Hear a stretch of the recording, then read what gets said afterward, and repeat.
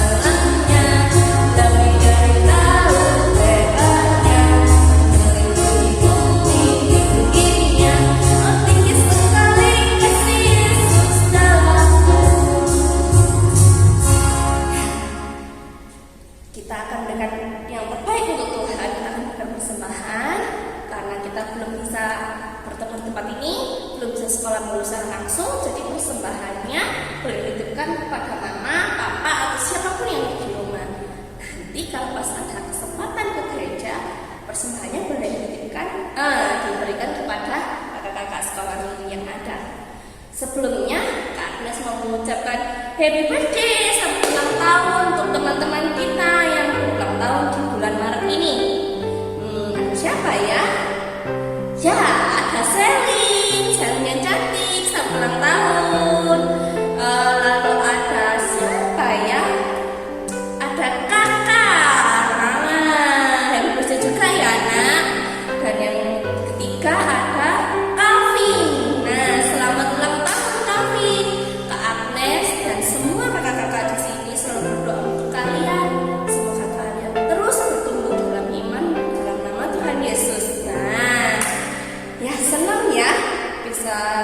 masih bisa menikmati umur yang baru yang ditambahkan, dan semoga semuanya bisa semakin rajin belajar, rajin berdoa, rajin baca Alkitab kalau yang sudah baca, yang bisa baca ya.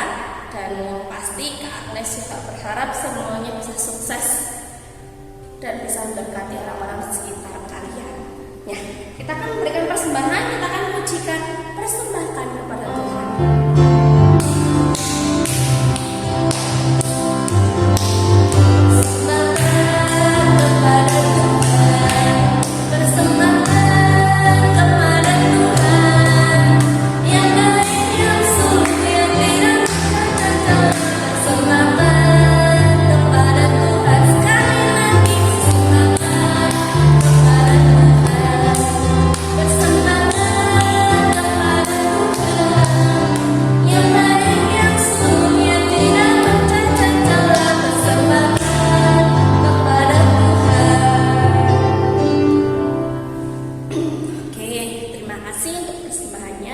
Semoga nama kalian dan siapapun yang ada di rumah selalu diberkati Tuhan dalam setiap usaha dan pekerjaannya. Kita akan mendengarkan firman Tuhan yang akan disampaikan oleh kakak-kakak kita. Kita menyiapkan hati kita, menyiapkan telinga kita supaya kita bisa mendengar yang diberitakan oleh firman Tuhan. Kita akan mengundang Tuhan Yesus masuk dalam hati kita, benar-benar datang dalam pikiran kita. Yesus kupanggil.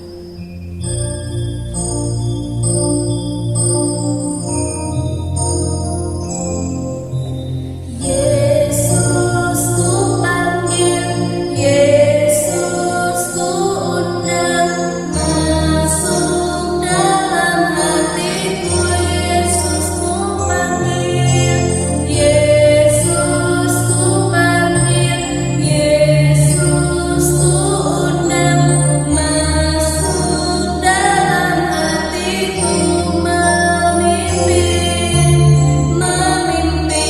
menuntun setiap langkah hidupku, sucikan, kuduskan semua dosaku. Sekali lagi kita ambil sikap doa yang baik. Yesus kupanggil, Yesus kupanggil, Yesus kuundang, masuk dalam hatiku. Yesus kupanggil, Yesus kuundang, masuk dalam hatiku, memimpin, menuntun setiap langkah hidupku, sucikan, kuduskan semua dosaku, memimpin, menuntun setiap langkah hidupku, sucikan, kuduskan semua dosaku. Oke, selamat mendengarkan firman Tuhan. Tuhan Yesus memberkati. Shalom, selamat pagi adik-adik sekolah minggu. Bagaimana kabar adik-adik hari ini? Sehat semuanya? Puji Tuhan. Sebelum kita mendengarkan firman Tuhan, kita akan berdoa dulu ya. Mari kita berdoa. Tuhan Yesus, terima kasih untuk hari yang cerah ini. Kami boleh mengikuti sekolah minggu online di pagi hari ini. Kiranya Tuhan Yesus memberkati dari awal, pertengahan, hingga akhirnya. Kami akan mendengarkan firman Tuhan. Tuhan tolong agar kami bisa mengerti firman Tuhan yang akan kami dengar hari ini. Dalam nama Tuhan Yesus, kami sudah berdoa dan mengucap syukur. Haleluya. Amin. Yesus dihadapkan kepada Pilatus. Tetapi Pilatus tahu bahwa Yesus tidak memiliki kesalahan apapun. Tetapi orang-orang banyak itu makin keras berteriak, "Salibkan dia! Salibkan dia!" Yesus hanya diam. Dia tidak melawan. Ia tahu bahwa ia harus mati, karena untuk itulah Yesus datang ke dunia, untuk menebus dosa setiap manusia. Bahkan seorang penjahat yang adalah pembunuh dilepaskan dari hukuman. Tetapi Yesus yang tidak bersalah itu mereka serahkan untuk dihukum. Ya, Yesus diserahkan untuk dihukum mati dengan cara disalib. Para prajurit memakaikan jubah ungu dan mahkota dari anyaman duri kepada Yesus. Kemudian mereka mengolok-olok Yesus. "Salam, hai Raja orang Yahudi," kata mereka mengejek Yesus. Mereka memukuli Yesus. Mereka meludahi Yesus. "Ayo maju, ayo cepat, ayo jalan cepat." Setelah Yesus dicambuk dan dipukuli, mereka menyuruh Yesus memikul salib itu menuju sebuah bukit yang bernama Golgota, yang artinya tempat tengkorak. Seorang yang bernama Simon, orang dari Kirene, mereka paksa untuk membantu memikul salib Yesus. Setelah sampai di tempat itu, mereka kemudian menyalibkan Yesus. Mereka paku tangan Yesus. Mereka paku juga kaki Yesus di kayu salib itu. Adik-adik, ada 2 orang yang disalibkan bersama Yesus. Keduanya adalah orang berdosa. Tetapi Yesus, ia tidak berdosa. Yesus tidak melakukan kesalahan apapun. Di atas salib Yesus bertuliskan, Raja orang Yahudi. Banyak orang mengolok-olok Yesus. "Hei kamu, jika kamu anak Allah, turunlah dari salib itu," kata mereka. "Orang lain ia selamatkan, tetapi ia tidak bisa menyelamatkan dirinya sendiri," kata mereka. Bahkan penjahat yang disalibkan bersama Yesus juga mengejeknya. Tetapi Alkitab mengatakan bahwa Yesus berdoa untuk mereka. "Ya Bapa, ampunilah mereka, karena mereka tidak tahu apa yang mereka lakukan." Lalu mulai jam 12 siang sampai 3 jam lamanya, kegelapan meliputi daerah itu. Lalu pada jam 3, berserulah Yesus, "Eloi, Eloi, lama sabachthani," yang artinya, "Allahku, mengapa engkau meninggalkan aku?" Lalu akhirnya Tuhan Yesus menyerahkan nyawanya. Dan pada saat itu, bait suci terbelah. Lalu Yesus mati.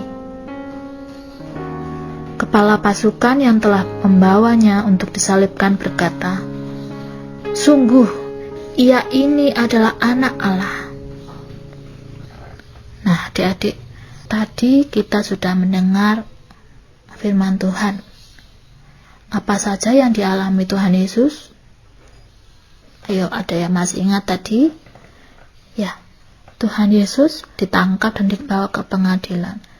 Kemudian orang-orang itu menyuruh agar Tuhan Yesus itu disalib. Padahal Alkitab mengatakan bahwa Pilatus itu tahu kalau Tuhan Yesus itu tidak melakukan kesalahan apapun. Tetapi orang-orang di sana itu, mereka maunya Tuhan Yesus harus dihukum mati. Tuhan Yesus harus disalibkan. Nah, kemudian Tuhan Yesus dicambuk. Tuhan Yesus dipukuli. Tuhan Yesus dipermalukan.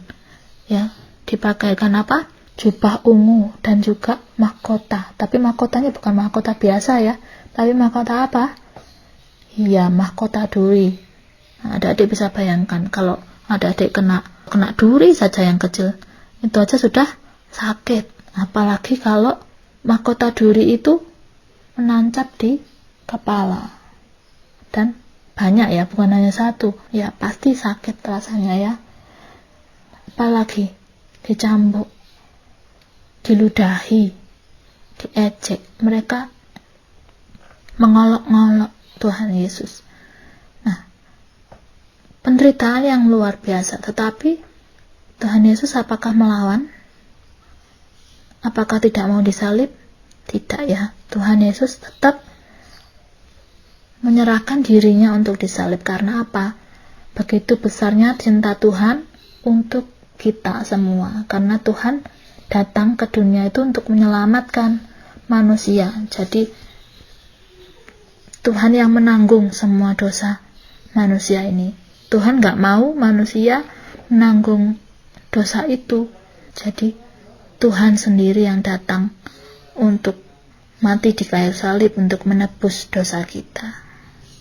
Luar biasa ya Tuhan Yesus. Tuhan Yesus baik. Nah, adik-adik yang dikasihi Tuhan Yesus, kerelaan Tuhan Yesus memikul salib adalah bukti kasih sayang Tuhan kepada kita. Dulu, kalau manusia melakukan dosa, ia harus mempersembahkan korban yang berupa domba atau lembu kepada Tuhan untuk menebus kesalahannya. Tetapi karena semakin hari dosa manusia semakin besar, maka manusia tidak bisa lagi menyelamatkan dirinya sendiri. Sehingga Tuhan sendiri harus datang ke dunia dalam rupa manusia, dalam diri Yesus untuk menolong dunia, untuk menolong kita semua. Tuhan merelakan dirinya untuk menjadi korban penebus dosa, supaya kita semua selamat dari upah dosa yang seharusnya kita yang menanggungnya. Nah, adik-adik, karena kita telah menerima keselamatan dari Tuhan, mari kita juga menjadi anak-anak yang taat firman Tuhan. Tidak melakukan lagi kesalahan yang pernah kita lakukan. Mau mengasihi dan mau mengampuni siapa saja yang sudah menyakiti kita. Teman kita, keluarga kita. Nah, kita harus bisa mengasihi mereka meskipun mereka mungkin pernah menyakiti kita. Nah, jika dulu adik-adik suka melawan orang tua, maka sekarang karena Tuhan sudah menebus kita, adik-adik harus menjadi anak yang taat kepada orang tua. Kalau adik-adik disuruh mamanya belanja, membeli sesuatu, nah harus taat. Nah, kalau adik-adik dulunya suka berbohong, nah maka sekarang adik-adik harus bicara jujur ya, karena bohong itu berdosa ya. Nah, kalau misalnya dulu sukanya berbohong sama temannya, misalnya kamu punya buku ini ya, terus kalian jawabnya, oh gak punya aku, bukuku hilang misalnya gitu ya. Ternyata punya, tapi kaliannya gak mau meminjamkan buku itu karena takut hilang atau takut rusak. Nah, itu namanya berbohong. Atau misalnya mama kalian tanya sama kalian, ayo tadi sudah belajar belum? Sudah mengerjakan PR belum? Terus kalian jawabnya, sudah ma, aku tadi sudah belajar, sudah mengerjakan PR. Ternyata malah main, nggak belajar atau nggak mengerjakan PR. Nah, itu namanya berbohong. Jadi kalau dulu adik-adik suka berbohong, karena Tuhan Yesus sudah menebus, maka sekarang adik-adik harus menjadi anak yang jujur. Kenapa? Ya, karena Tuhan sudah menebus dosa kita, adik-adik. Maka sekarang kita harus berubah menjadi lebih baik. Ayat hafalannya ada di 1 Yohanes 1 ayat 7c. Dan darah Yesus, anaknya itu, menyucikan kita daripada segala dosa. Sekali lagi, 1 Yohanes 1 ayat 7c. Dan darah Yesus, anaknya itu, menyucikan kita daripada segala dosa. Mari kita berdoa, adik-adik. Tuhan Yesus, kami bersyukur atas firman Tuhan yang boleh kami dengar hari ini. Kami bersyukur atas cinta Tuhan yang Engkau tunjukkan dengan pengorbanan-Mu untuk kami. Ampuni kami ya Tuhan jika kami sering tidak taat, sering berbohong, sering melawan orang tua, sering melakukan hal-hal yang berdosa. Ajar kami untuk menjadi anak-anak yang taat, anak-anak yang mengasihi, anak-anak yang mengampuni, seperti Tuhan mengampuni kami. Tuhan berkati kami, Tuhan berkati orang tua kami, Tuhan berkati saudara-saudara kami, Tuhan lindungi, Tuhan jagai, Tuhan tolong dalam kehidupan sehari-hari. Terima kasih ya Tuhan. Hanya di dalam nama Tuhan Yesus kami sudah berdoa dan mengucap syukur. Haleluya, amin. Adik-adik, mari kita bersyukur kepada Tuhan karena penebusan Tuhan untuk dosa-dosa kita. Dan kali ini harap kita semua bisa menjadi anak-anak yang mengasihi, anak-anak yang mengampuni, anak-anak yang menjadi berkat bagi orang-orang yang ada di sekelilingnya adik-adik. Selamat hari Minggu, Tuhan Yesus memberkati.